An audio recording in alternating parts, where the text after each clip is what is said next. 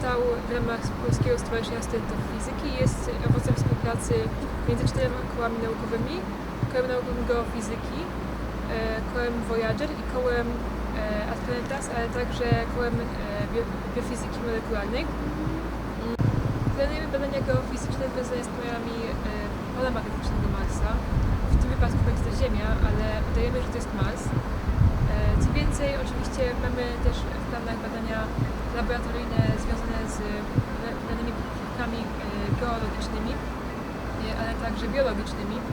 Zatem przeprowadzimy badania biofizyczne, astrobiologiczne, ale także astrogeologiczne.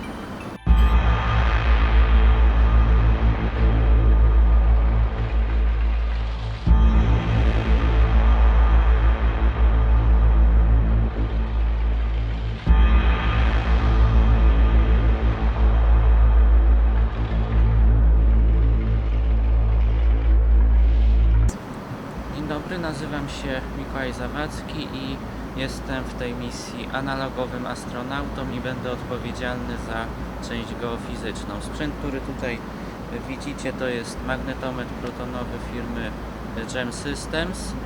Magnetometr ten działa w taki sposób, że przy pomocy tej sondy mierzy anomalię ziemskiego pola magnetycznego, a przy pomocy znajdującego się tutaj nadajnika GPS mierzy położenie sprzętu badawczego. Sprzęt ten jest wrażliwy na wszelkiego rodzaju materiały ferromagnetyczne, czyli na przykład żelazo, nikiel i inne obiekty tego typu. Z tego względu, że podczas badań kosmicznych występuje bardzo dużo obiektów tak zwanych ferromagnetycznych. W związku z tym należy wymyślić metodę, która spowoduje zniwelowanie wpływu tych obiektów na działanie magnetometru. Gdybyśmy korzystali z magnetometru bez żadnego zabezpieczenia w przestrzeni kosmicznej, wyniki przy jego użyciu byłyby bezużyteczne. Natomiast gdy zastosujemy planowany przy tej misji stelaż diamagnetyczny, wówczas będzie możliwe przeprowadzanie bezpiecznych badań magnetycznych na innych ciałach niebieskich. Mars nie posiada własnego pola magnetycznego pochodzącego, tak jak Ziemia, z wnętrza planety, ale prawdopodobnie posiada szczątkowe pole magnetyczne. Oczywiście my, znajdując się w Brazylii, zmierzymy ziemskie pole magnetyczne, ale naszym celem nie jest badanie ziemskiego pola magnetycznego, a jedynie badanie metodyki pomiarowej, o której wspomniałem przed chwilą. My chcemy sprawdzić w ten sposób, czy byłoby możliwe zbadanie ewentualnych pozostałości marsjańskiego pola magnetycznego.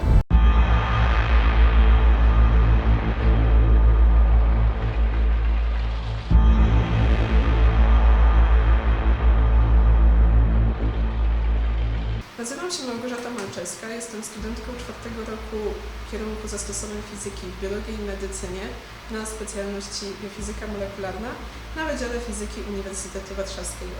Równocześnie jestem prezeską Studenckiego Koła Biofizyki Molekularnej, a także wiceprezeską Koła Naukowego Voyager i biorę udział w misji Otherworld.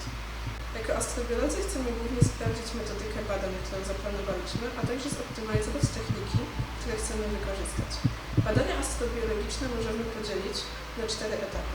Pierwszym etapem zwykle jest odnalezienie miejsca, które rzeczywiście jest w jakiś sposób interesujące dla nas pod kątem szukania życia poza Ziemią albo szukania ekstremofilii na Ziemi.